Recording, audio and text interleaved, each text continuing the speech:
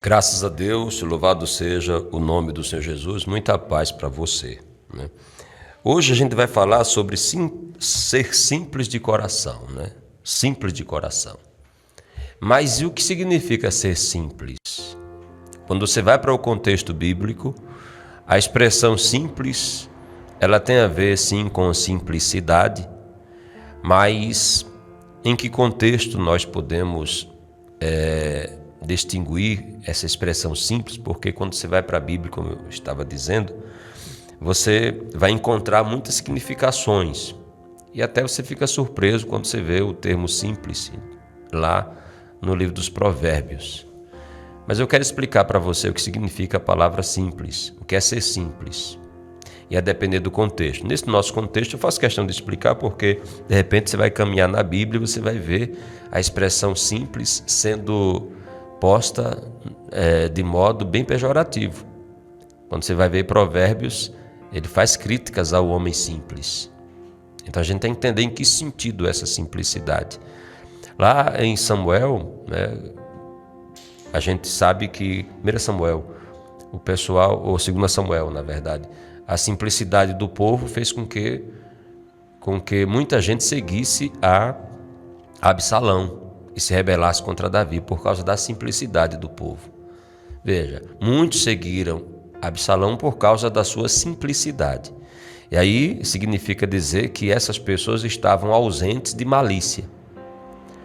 Com ausência de malícia, de maldade, não estavam pensando direito, né? Então, nesse sentido, a palavra simples tem o mesmo contexto de ingênuo, ou seja, as pessoas na sua ingenuidade, elas se deixam enganar, se deixam iludir, se deixam levar. Já a gente compreende também que a palavra simples tem a ver também com ignorância, tem a ver também com vulgaridade. Veja que coisa interessante, né?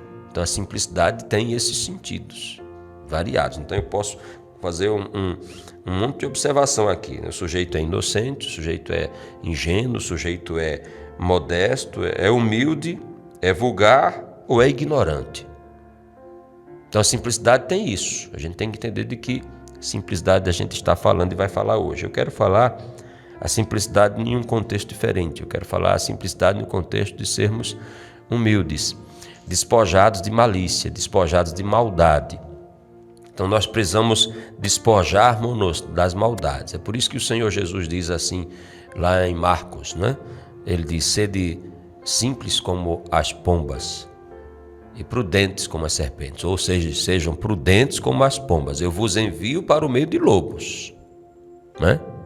Sejam, porém, simples como as pombas e sejam prudentes como serpentes. Olha o que Jesus disse, não sejam tão ingênuos. Não sejam tão ingênuos, sejam simples no sentido de ser humildes, mas prudentes, ou seja, não sejam ingênuos, não ajam como pessoas ingênuas, né? Estejam atentos, não sejam tolos, em outras palavras. Você entendeu agora? Porque o Evangelho não faz de nós pessoas simples demais. O simples demais é ingênuo, e o ingênuo ele é manipulado, ele é dominado, ele é conivente com o erro, ele não protesta. A igreja de Jesus no início cometeu esses erros e sofreu muito por causa disso, por se manter muito ingênua. Não foram prudentes como deveriam. E eu posso acusá-los disso, né? Não entendo o tipo de acusação. A igreja como um todo foram ingênuos nas discussões que travaram, foram ingênuos nas permissões que deram, foram permissivos com muitas coisas que não deveriam ter sido. E por isso a igreja sofreu muito, né, quando o Império Romano manipulou a ela e dominou a ela. Então a igreja terminou perdendo suas características.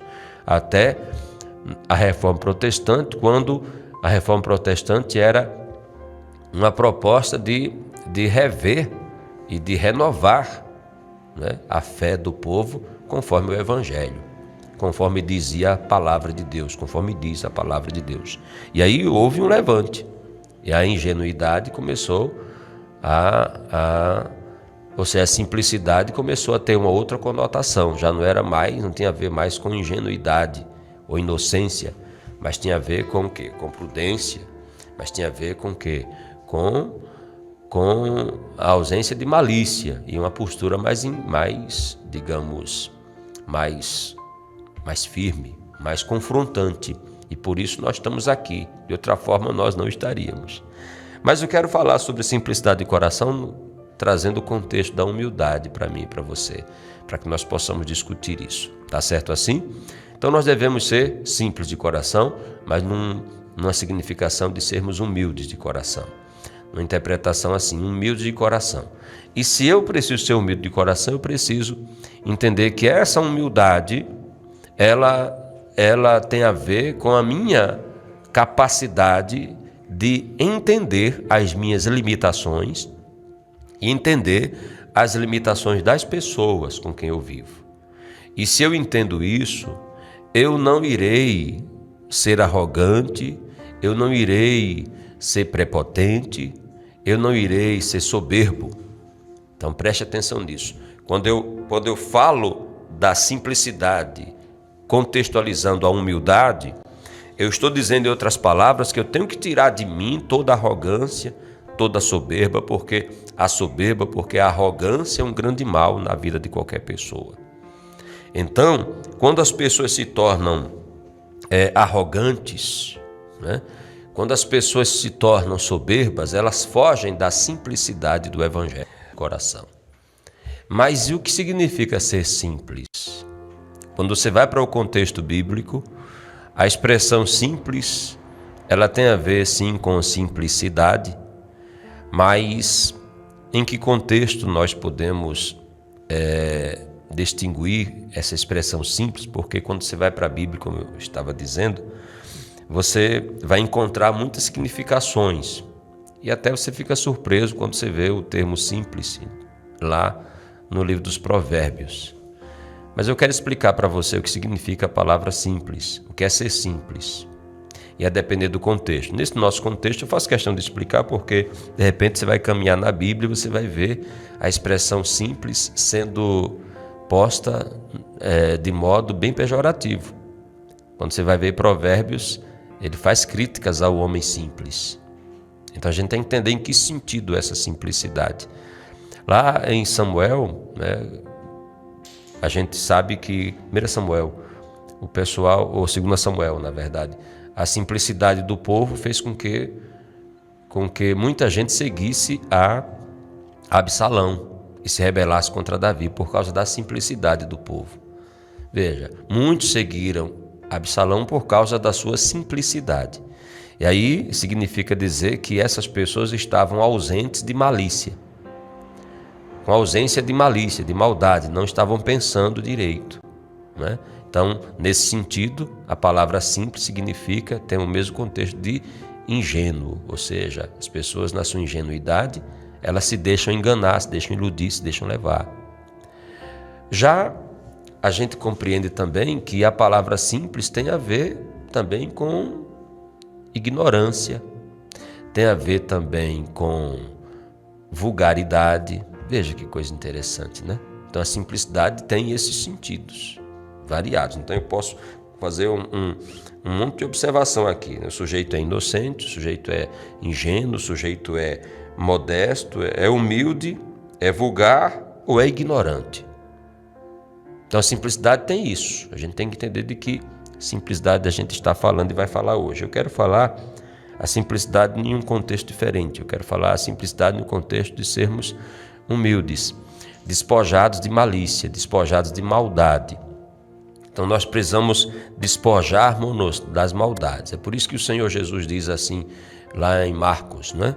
Ele diz, sede simples como as pombas e prudentes como as serpentes. Ou seja, sejam prudentes como as pombas. Eu vos envio para o meio de lobos, né? Sejam, porém, simples como as pombas e sejam prudentes como serpentes. Olha o que Jesus disse, não sejam tão ingênuos. Não sejam tão ingênuos, sejam simples no sentido de ser humildes, mas prudentes, ou seja, não sejam ingênuos. Não hajam como pessoas ingênuas, né? Estejam atentos.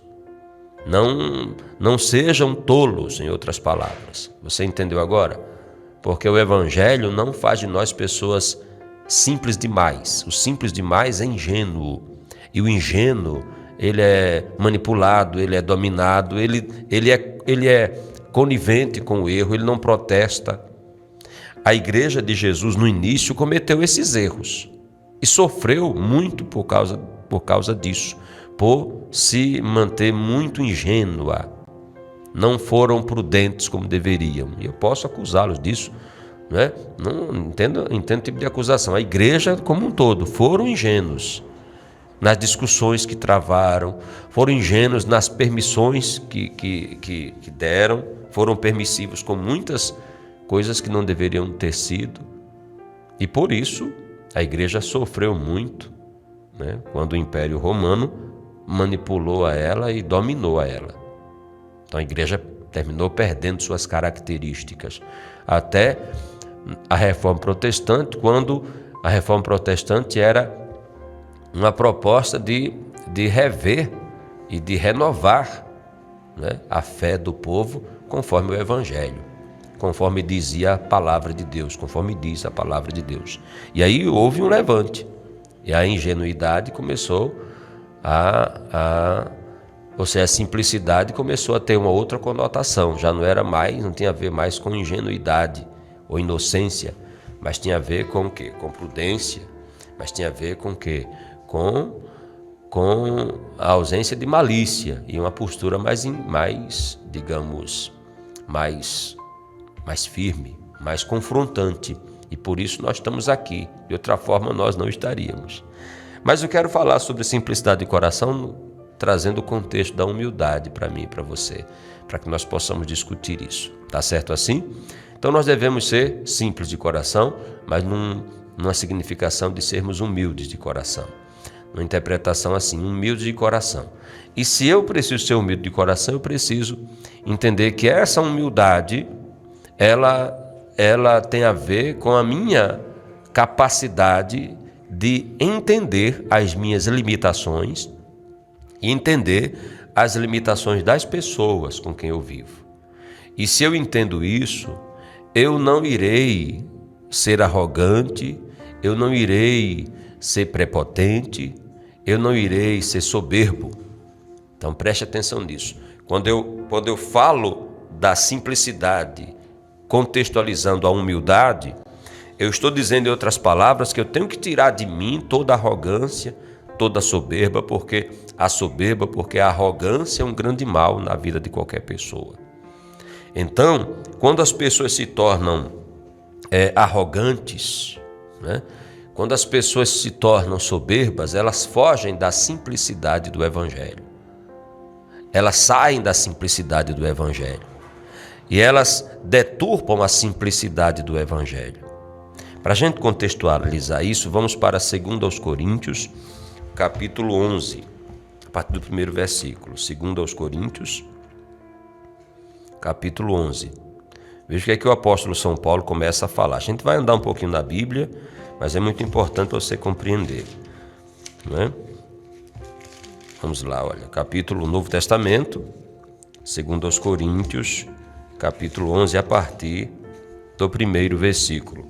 É uma discussão que houve lá na igreja de Corinto, e o apóstolo São Paulo se posiciona firme e se apresenta fazendo sua defesa e se apresenta defendendo o Evangelho e a simplicidade do Evangelho, né? Então ele começa dizendo aqui, ó: quisera eu me suportasseis um pouco mais na minha loucura entre aspas, né? Suportai-me, pois, porque zelo por vós com zelo, veja, porque zelo por vós com zelo de Deus, visto que vos tenho preparado para vos apresentar como virgem pura a um esposo que é Cristo. Olha a preocupação de Paulo, confrontando a igreja de Corinto, né? Aí diz aqui, versículo 3, mas receio que, assim como a serpente enganou a Eva, assim como a serpente enganou a Eva com a sua astúcia, assim também seja corrompida a vossa mente e se aparte da simplicidade e pureza devidas a Cristo.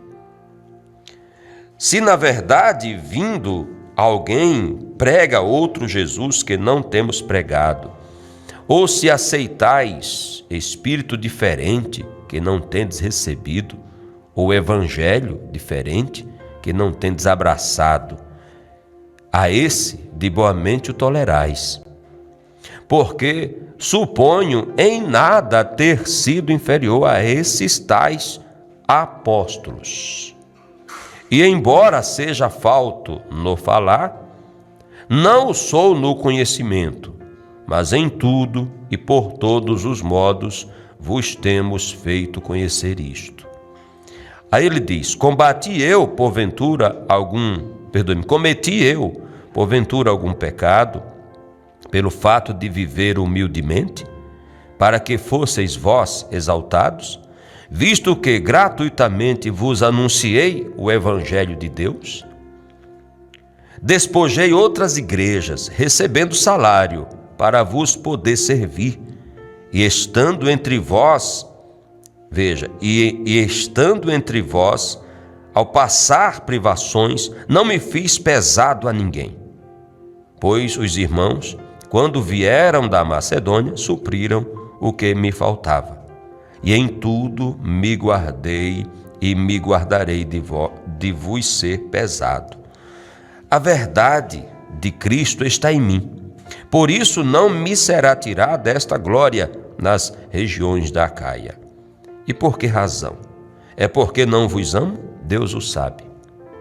Mas o que faço e farei é para cortar ocasião àqueles que a buscam, com o intuito de serem considerados iguais a nós naquilo em que se gloriam. Porque os tais são falsos apóstolos, obreiros fraudulentos, transformando-se em apóstolos de Cristo. E não é de admirar, porque o próprio Satanás se transforma em anjo de luz.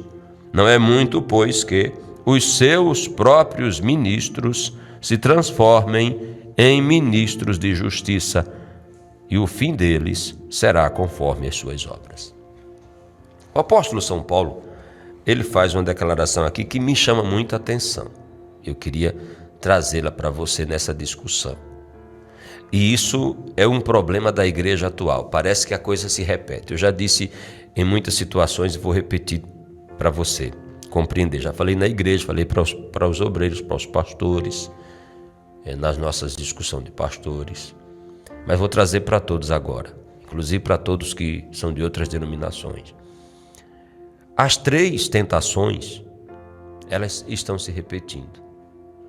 Se você não parou para pensar, as três tentações que Jesus Cristo sofreu, a igreja tem enfrentado.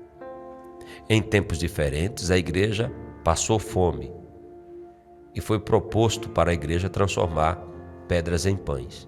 Entendo o que eu estou dizendo. Em outras palavras, agir dominada pela sua necessidade, tomar atitudes e ser controlada por suas necessidades, e até pegar no que não deveria, comer o que não deveria comer pelas suas necessidades. Entendo o que eu estou dizendo. Houve um tempo em que a igreja, na sua fome, na sua escassez, passou por grandes apuros e aceitou o que não deveria aceitar. Houve tempo em que a igreja viveu um momento de vaidade e passou esse tempo. Recentemente era esse momento, o momento da vaidade, o momento da exibição. E eram muitas pessoas vivendo só de exibicionismo, se preocupando apenas com a sua autopromoção. E principalmente em busca numa concorrência louca para ser o melhor, para ser o maior, para ser o mais importante, para ser o mais interessante. A igreja chegou a outra tentação, que é a tentação da riqueza. A necessidade de ser visto pelo que tem. E o apóstolo São Paulo enfrenta essa luta aqui, gente. Por que ele estava sendo desconsiderado na igreja? Porque ele optou por uma vida mais simples. Ele não estava vivendo de ostentação. O apóstolo São Paulo não estava vivendo de ostentação. E nesse momento essa igreja era uma das igrejas mais bem-sucedidas, das mais bem-sucedidas. E essa igreja estava numa posição privilegiada porque era uma igreja próspera. Uma igreja próspera, uma igreja que estava prosperando, se organizando, se estruturando. Foi uma das mais importantes igrejas daquela época, a igreja de Corinto. E o que é interessante é que essa igreja começou a adotar ou a receber certos, entre aspas, apóstolos e se deixar infiltrar doutrinas diferentes e entre elas aquela postura de ostentação de que os verdadeiros homens de Deus ou aqueles que são realmente de Deus, os verdadeiros apóstolos de Cristo, devem ser,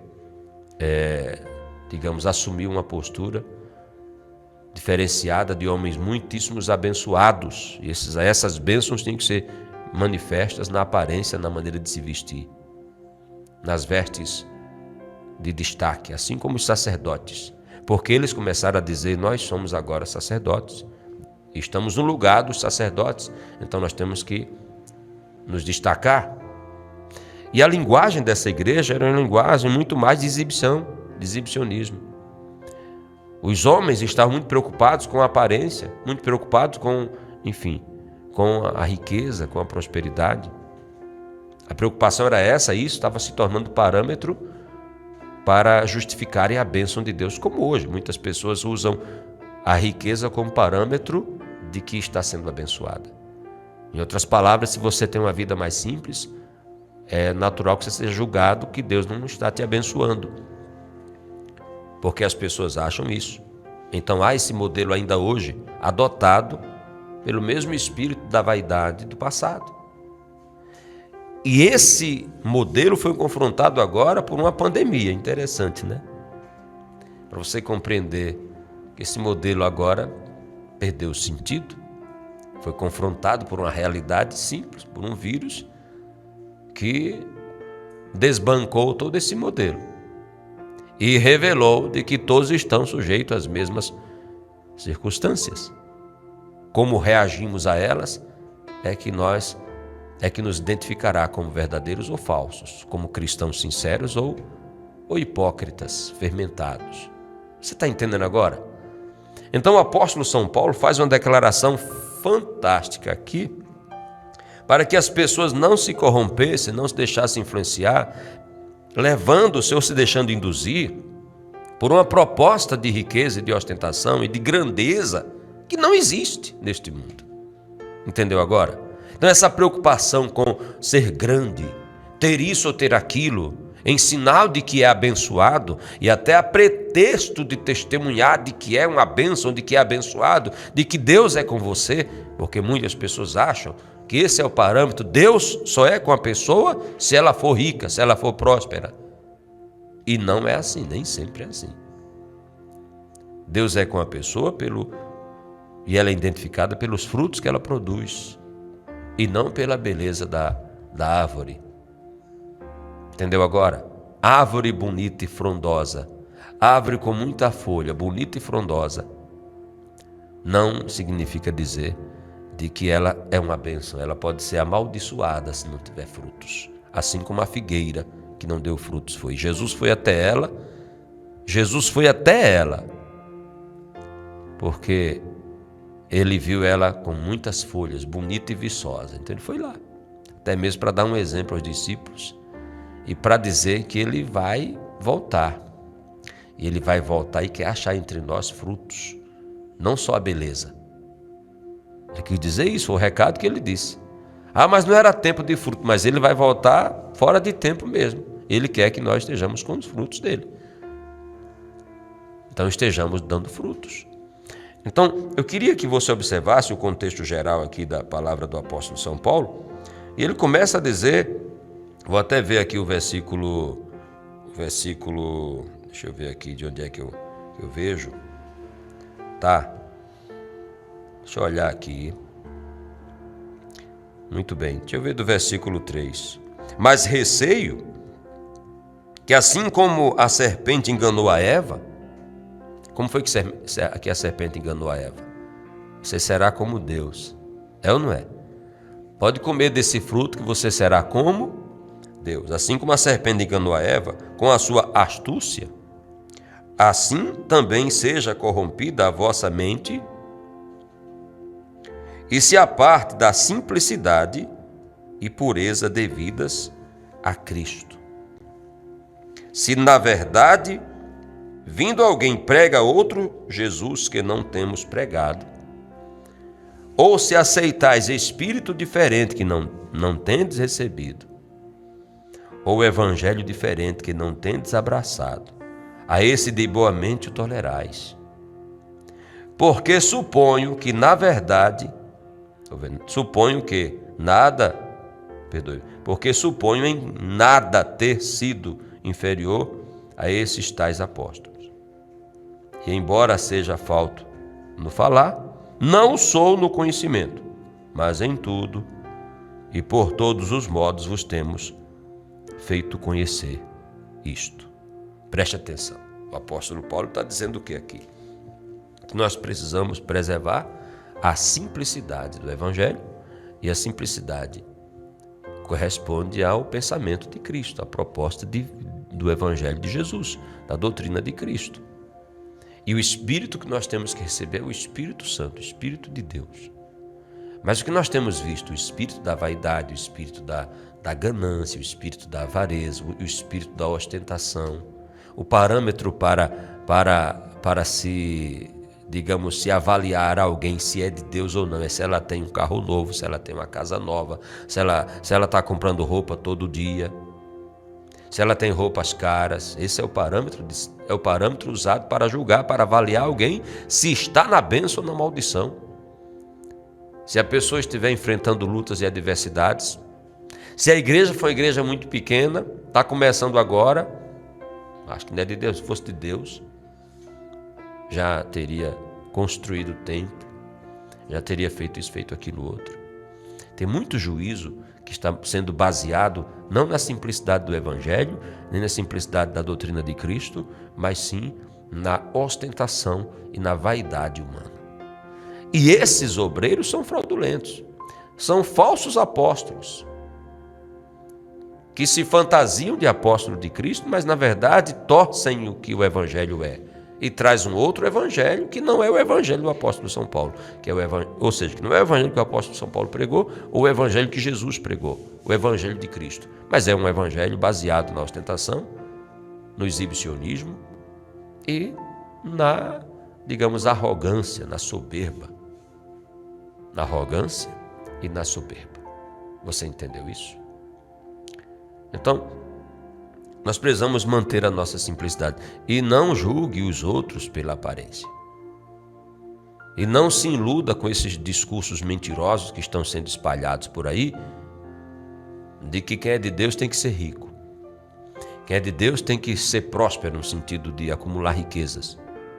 Nem sempre é assim. Nem sempre é assim.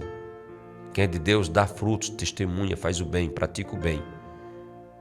Quem é de Deus é visto pelos frutos que produz, pelo caráter,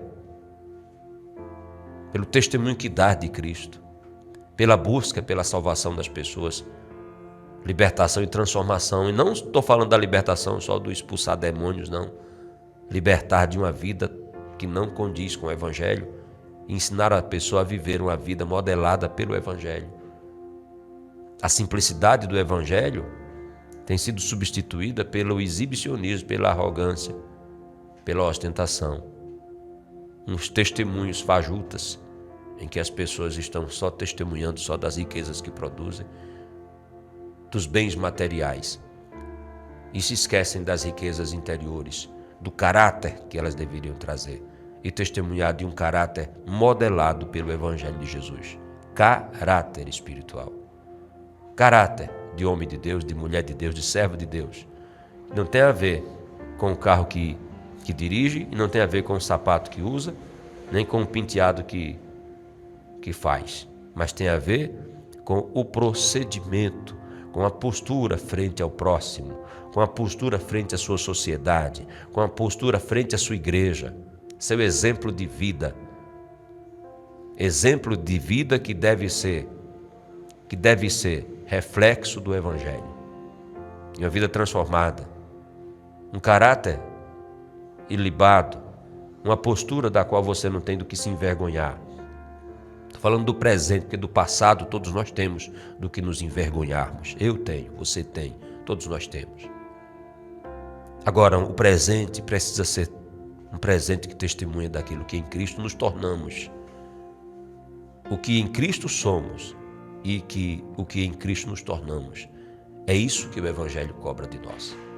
Por isso o apóstolo São Paulo faz questão de deixar claro isso, porque a igreja de Corinto estava preocupada já com isso. Com a mente deturpada, a simplicidade do Evangelho deturpada. Era uma época de prosperidade, então a igreja estava se deturpando, estava querendo, digamos, medir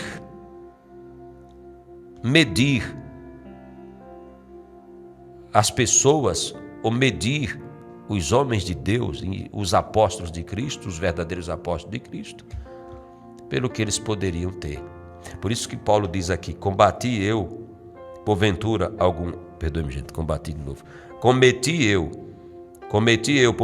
algum pecado, pelo fato de viver humildemente, ou seja, eu estou pecando porque eu quero viver humildemente, não quero viver de ostentação, de exibicionismo.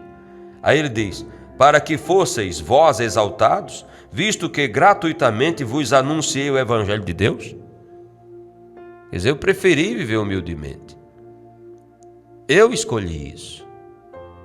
Paulo dizendo, não estou preocupado com o que eu poderia ter.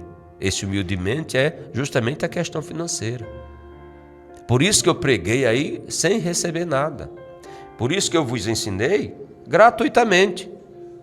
Aí ele vai e continua, despojei outras igrejas, recebendo salário para vos poder servir.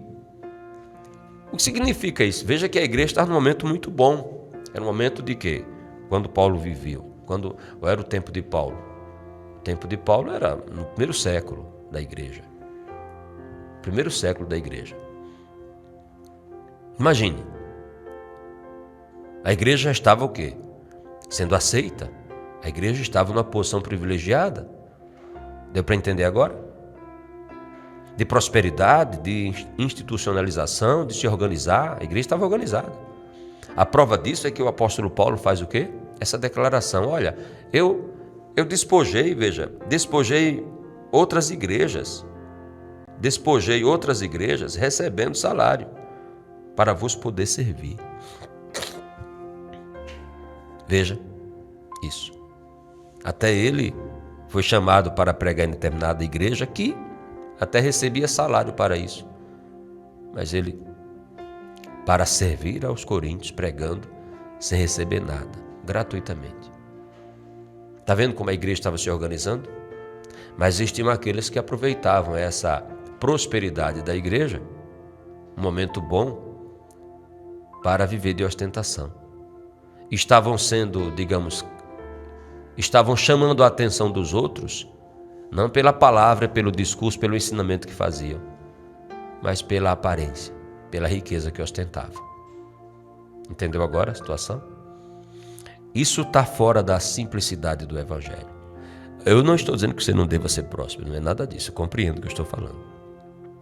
Mas compreenda que o que testemunha de Jesus não é o que testemunha de Deus e de Cristo na sua vida não é a riqueza que você tem, mas é o caráter transformado pelo Evangelho. É um caráter mudado pela palavra de Deus. É um caráter que testemunha do que o Evangelho é para todos nós. E não venha com esse discurso, mas cada um é o que é. Esse discurso é conformista com este mundo. E esse discurso é um discurso que justifica a vida da pessoa apenas por uma fé, né, sem obras, não é assim? Fé sem obras, porque afinal é pela graça, aquela má interpretação. E a fé, obviamente, ela não pode ser testemunhada só por uma crença na existência. As obras que não me justificam são as obras da lei. Mas a minha fé é justificada pela vida que eu levo, a partir daí.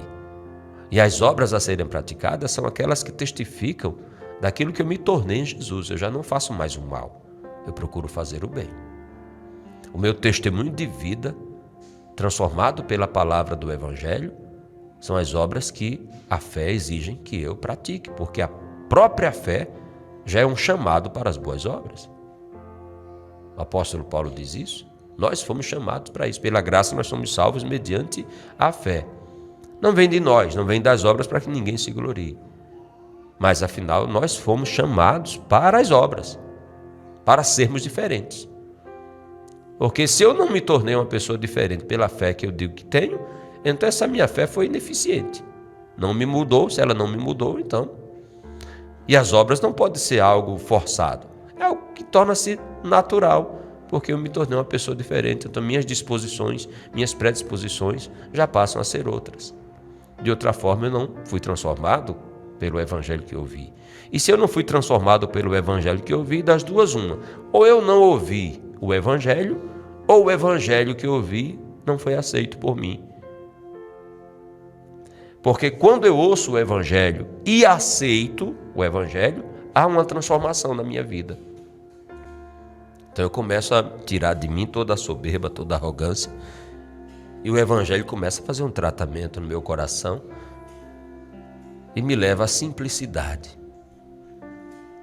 Eu não vivo mais dependendo daquilo que possa ter para ser quem eu sou. Pelo contrário, aquilo que eu sou independe daquilo que eu tenho ou deixo de ter. Então não é esse o exemplo, o testemunho que nós temos que dar. Ainda que você possa testemunhar e agradecer a Deus pela vida que você tem. Mas o testemunho que glorifica a Deus não é aquilo que você está possuindo, mas a pessoa que você se tornou em Cristo. Uma referência, conforme diz o Evangelho. Então, meu irmão, eu vou repetir esse texto, que eu vou para um outro texto. Mas aqui o apóstolo Paulo diz: quisera eu me suportasseis um pouco mais na minha loucura, suportai-me, pois. Sabe por quê, gente? Porque a igreja de Corinto, que foi uma igreja praticamente fundada por Paulo, estava rejeitando a Paulo.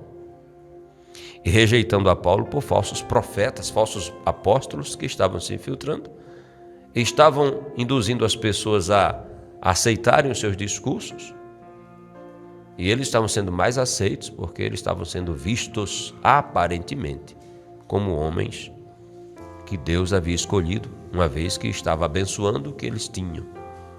Então a ostentação era, digamos, o que chamava a atenção do povo de Corinto.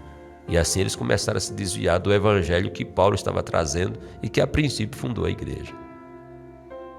Paulo estava sendo rejeitado. Aí ele vai e escreve essa segunda epístola, foi um desabafo mesmo, gente. Por isso que ele escreveu isso aqui, ó. Quisera eu me suportasseis um pouco mais na minha loucura. Veja que ele estava sendo visto como um louco, porque escolheu uma vida simples. Aí veja na sequência: suportai-me, pois, porque zelo por vós com zelo de Deus. Esse era o caráter do apóstolo. Visto que vos tenho preparado para vos apresentar como virgem pura a um só esposo, que é Cristo. Mas receio que assim como a serpente enganou Eva com a sua astúcia, assim também seja corrompida a vossa mente e se aparte da simplicidade e pureza devidas a Cristo. Se na verdade, vindo alguém prega outro Jesus que não temos pregado, qual é o Jesus que você está ouvindo? Condiz com o da Bíblia? Quem é o Cristo que você tem acreditado? É um Cristo que a Bíblia testemunha dele, o Evangelho fala dele, ou é um Cristo que as religiões têm criado, inventado? Aí diz: ou se aceitais espírito diferente, que não tendes recebido, ou Evangelho diferente, que não tendes abraçado, a esse de boa mente o tolerais. Quer dizer, vocês toleram eles, mas têm me rejeitado. Porque suponho em nada ter sido inferior a esses tais apóstolos. A estes tais, quem eram esses tais? Aqueles que estavam ali e que o povo estava aplaudindo, eles estavam desprezando a Paulo. Paulo disse, não sou inferior a eles. E embora seja falto no falar, ou seja, meu discurso seja um discurso meio bruto, né? Meu discurso é meio bruto. Não sou tão, digamos, tão eloquente no meu discurso, né? Meu discurso é bruto, meio agressivo. É como muitas pessoas às vezes me confundem, né? Porque gostariam que eu fosse bem sistemático aqui na pregação. Eu teria que ser bem sistematizado. Eu não sou, eu sou meio cru mesmo. Sou assim, desse jeito que você está vendo. Entendeu agora? Não trago aqui nenhum tipo de exegese, nem de técnicas de interpretação. Não existe, para mim não existe. O que existe é a palavra que ela diz, nua e crua para você.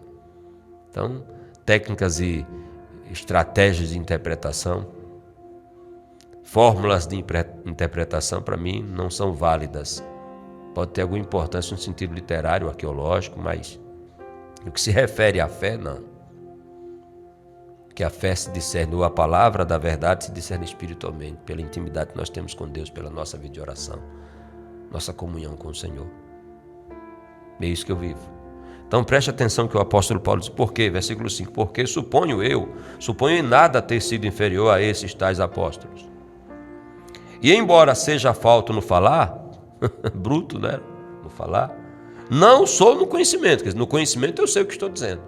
Ainda que o meu modo de me expressar não seja tão sistematizado, né? tão bonito, né? Tão agradável, tão manso, tão doce, né? Tão envolvente. Aí diz, não sou no conhecimento, mas em tudo e por todos os modos vos temos feito conhecer isto. Cometi eu, porventura, algum pecado pelo fato de viver humildemente, para que fosseis vós exaltados, visto que gratuitamente vos anunciei o Evangelho de Deus? Despojei outras igrejas, recebendo até salário, para vos poder servir, e estando entre vós, ao passar privações, não me fiz pesado a ninguém. Eu me lembrei, vou parar só para comentar uma coisa, eu me lembrei numa situação, quando eu me desliguei do Evangelho, ou seja, quando eu me desliguei da minha igreja mãe, onde eu nasci, e eu já não estava sendo mais pastor. Então, eu fui procurado por muita gente, muitos pastores, líderes, me oferecendo salário para que eu fosse cuidar de determinadas igrejas. Eu rejeitei, eram salários até interessantes, mas eu rejeitei, porque eu tenho princípios. E a Igreja Esperança Vida começou 7 meses depois. Foi prematura, mas começou. Não completou nem 9 meses, ela nasceu. Né? Mas eu fico feliz de ver que não me deixei enganar ou não me deixei induzir por propostas que eram muito boas até. Eu me familiarizo com esse texto de Paulo. Despojei outras igrejas, recebendo salário para vos poder servir. Eu digo para a Igreja Esperança e Vida, para todos os membros da Igreja Esperança e Vida. Né? Aí diz, e estando entre vós, ao passar privações, não me fiz pesado a ninguém. Graças a Deus não fiz mesmo. Pois os irmãos, quando vieram da Macedônia, supriram o que me faltava. E em tudo me guardei e me guardarei de vos ser pesado. A verdade de Cristo está em mim, por isso não me será tirada esta glória nas regiões da Acaia. Por que razão? Porque não vos amo? Deus o sabe. Mas o que faço e farei é para cortar a ocasião àqueles que buscam com o intuito de serem considerados iguais a nós, naquilo que se gloriam. No que eles se gloriavam? Se gloriavam na aparência. Eles queriam igualar-se a Paulo na autoridade, mas se gloriando na aparência e não no caráter. Não no caráter. E não no caráter. Aí veja lá, versículo 13. Porque os tais são falsos apóstolos, obreiros fraudulentos, transformando-se em apóstolos de Cristo. E não é de admirar, porque o próprio Satanás se transforma em anjo de luz, para enganar. Não é muito, pois, que os seus próprios ministros se transformem em ministros de justiça, e o fim deles será conforme as suas obras. Então, quer dizer, eles podem até se transformar, mas o caráter testemunha de quem um sujeito é. Aparentemente, o sujeito pode ser qualquer coisa. Pode vender sua persona, pode vender sua imagem, como os fariseus faziam. Mas o caráter é o caráter cristão, é o que nós somos em Cristo, a vida em Cristo que nós passamos a ter. O Evangelho transforma as nossas vidas. Para a gente confirmar essa pregação, a gente vai voltar um pouquinho para 1 Coríntios. Deixa eu ver aqui, 1 Coríntios, capítulo 5, a partir do primeiro versículo. 1 Coríntios, capítulo 5, versículo 1. O tema é a impureza da igreja de Corinto, repreensões e exortações. Veja só o que é que o apóstolo Paulo diz. Nós vamos ler do versículo 1 ao versículo 13. É longo o texto, mas é importante. Geralmente, se ouve que há entre vós imoralidade tal como nem mesmo entre os gentios. Olha só. Isto é, haver quem se atreva a possuir a mulher de seu próprio pai. E, contudo, andais vós ensoberbecidos. Olha, e não obstante isso, veja, o sujeito tem essa vida, é uma vida, na verdade, naquela igreja estava havendo, digamos, muito adultério, muita prostituição, muita fornicação, na igreja de Corinto. Imoralidades das mais absurdas, ao extremo de haver quem possuísse a esposa do pai. Aí na sequência, veja o versículo 2. E contudo, andais vós ensoberbecidos, e não chegastes a lamentar para que fosse tirado do vosso meio quem tamanho traste praticou. Eu, na verdade, ainda que ausente em pessoa, mas presente em espírito, já sentenciei como se estivesse presente, que o autor de tal infâmia seja em nome do Senhor Jesus, reunidos vós e o meu espírito, com o poder de Jesus, nosso Salvador, entregue a Satanás. Esse tal deve ser entregue a Satanás, veja, o sujeito estava mal, para a destruição da carne, a fim de que o espírito seja salvo no dia do Senhor Jesus. Em outras palavras, que ele sofra as consequências desse erro, que ele seja entregue a Satanás para que sua carne seja destruída e ele seja salvo. Obviamente, se ele se arrepender, que a salvação é uma resposta de arrependimento. Então, a punição era para que ele se arrependesse e fosse salvo no dia do Senhor. Versículo 6. Não é boa a vossa jactância, ou seja, a vossa arrogância, a vossa soberba. Não sabeis que um pouco de fermento leveda a massa toda? Lançai fora o velho fermento, para que sejais nova massa, como, pois, de fato, sem fermento. Como sois de fato sem fermento. Pois também Cristo, nosso Cordeiro Pascal, foi imolado. Por isso celebremos a festa não com o velho fermento, nem com o fermento da maldade, da malícia, e sim com os asmos da sinceridade e da verdade. E já em carta vos escrevi que não vos associeis com os impuros. Refiro-me com isso não propriamente aos impuros deste mundo, ou os avarentos, ou os roubadores, ou idólatras, pois neste caso teríeis de sair do mundo. Mas agora vos escrevo que não vos associeis com alguém que, dizendo-se irmão, for impuro, ou avarento, ou idólatra, ou maldizente, ou beberrão, ou roubador, com esse tal, nem ainda com mais. Está vendo? Pois com Com que direito haveria eu de julgar os de fora? Não julgais vós os de dentro. Os de fora, porém, Deus os julga